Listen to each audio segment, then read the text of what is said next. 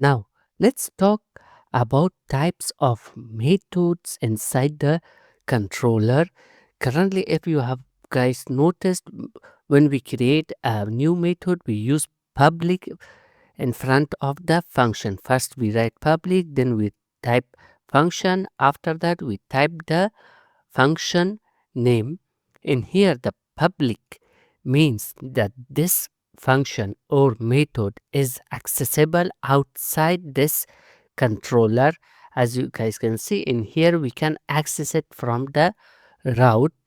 There is another type which is private function. So in here, if I type private function, then the function name, for example, ABC, this function is only accessible inside this controller. We cannot access it inside the route. So in here, if I type a new route, so route colon gate ABC and call the my private function, which is ABC also. Then if we go to the browser and in here we type ABC, our URL, we will get an error, and the error says call to private method. So this function is only accessible inside this controller. So let's return something. For example, this is private function. Now to access this function inside one of these method, we have to type return $, this, then arrow key and the function name ABC. Now if we go to index, let's type here index. Now I got this text that this is private function. We can only access the private function inside the same controller. Another type is the construct function.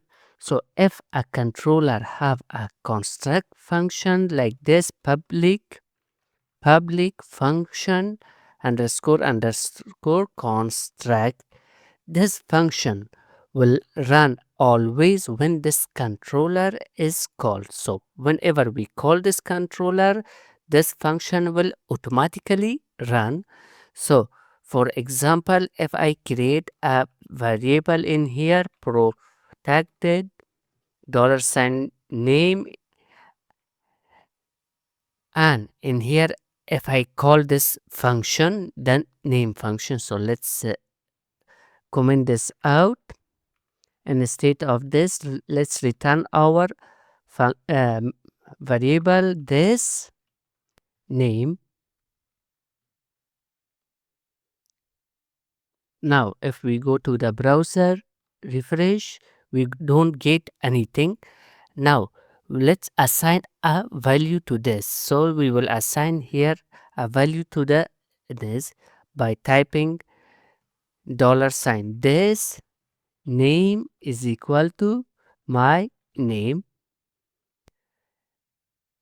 Now if we go to the browser, refresh, that as we can see, I got my value. So whenever you need a logic or anything to execute when the controller run for the first time, you will create a construct function